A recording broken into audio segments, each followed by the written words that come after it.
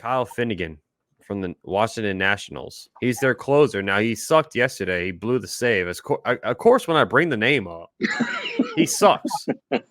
But all season long, he's been very, very good. That's a name that the Nationals might look at to trade away because they could get a nice return in return. I want to go with Kyle Finnegan because, one, I don't have to give up Spencer Jones. I'm not giving up Spencer Jones for a reliever.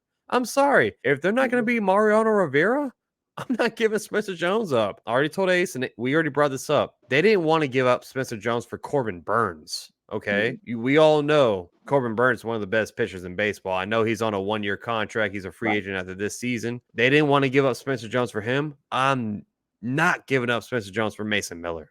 I'm sorry. I know he's been great this season closing.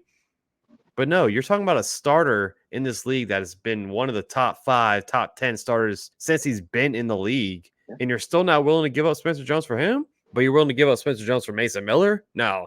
I'm sorry. So I say Kyle Finnegan is a name that I've seen brought up. The Nationals say they want to try to trade him away. I'll take him, man, because he's been really good. I'm not saying he's going to come in here and take Clay Holmes' spot. We could have a great setup with him and Clay Holmes in the bullpen. That's my guy would be Kyle Finnegan. Is he lefty or righty? Do you know? I think he's a righty. Let me double check, but I think he's a righty. What do you think, Ace? There was a point that you had made about bringing in relievers because we don't have strikeout guys. We need to solidify our infield defense as well because, like with guys like Clay Holmes who pitch to contact, you need solid defense behind them. Yeah. So you have to like put out guys out there that can defend because Clay Holmes is the strikeout guy. He's a guy that's going to get the ground balls, and that's why it's going to be a lot of pressure on the defense. As far as a reliever, we're going to have to ravage one of these other like teams, like either the White Sox. Who's that guy that everybody's talking about? Garrett Crochet. Crochet. Isn't he a starter though? He is. Yeah, but they moved him from the pen to the rotation. And they sort of switched it. They put Michael Kopech, who was a starter, and they put him in the bullpen. So I think they switched it around. I don't know if you're familiar with Michael Kopech. I know he's been wild. He's one of those guys that throws 100 and it's wild. Yeah. And it's almost like Jabba in a way, like like way back. It's sort of like he's more wild and throws harder than Jabba did. But I think it's like that where now they put him in the bullpen and he's the 8th inning guy, or sometimes he closes and he's still wild in that 1 inning. So and they're trying to reduce his role to make it from a 5-inning starter to a 1 inning because he's so wild. That's just it's odd what they did with him. But Kyle Finnegan, okay. What does he look like? So here we go. Here's Kyle Finnegan right here.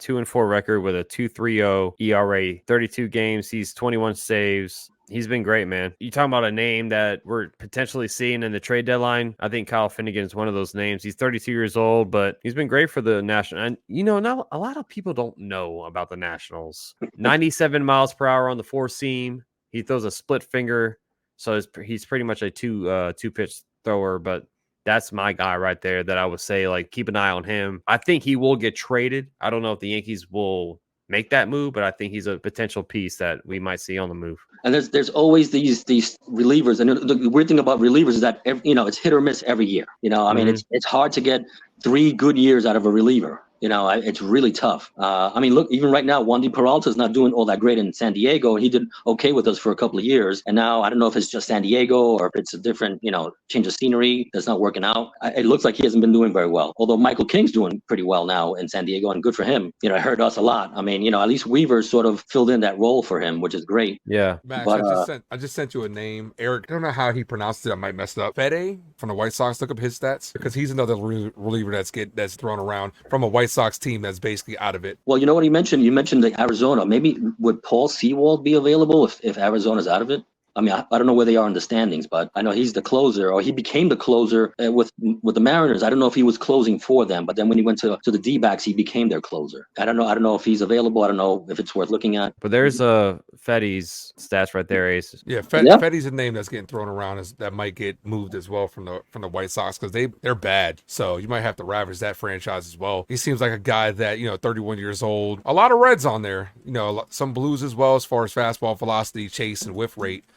That's decent though. He has decent stats. Matt Blake can fix something like that. So I mean, maybe that's a guy the Yankees look to bring in as well. Let's bring up Sewald real quick. Yeah, I mean, I don't even want to know what Michael Tonkin's numbers or his grade looks like before us. So this 15 games, Sewald's been dominant. 0.66 ERA in 15 games with only 13.2 innings of work. So he's not qualified yet for all this. He's done great so far. Hey, if Matt Blake and them can fix Michael Tonkin, they might be able to fix anybody. So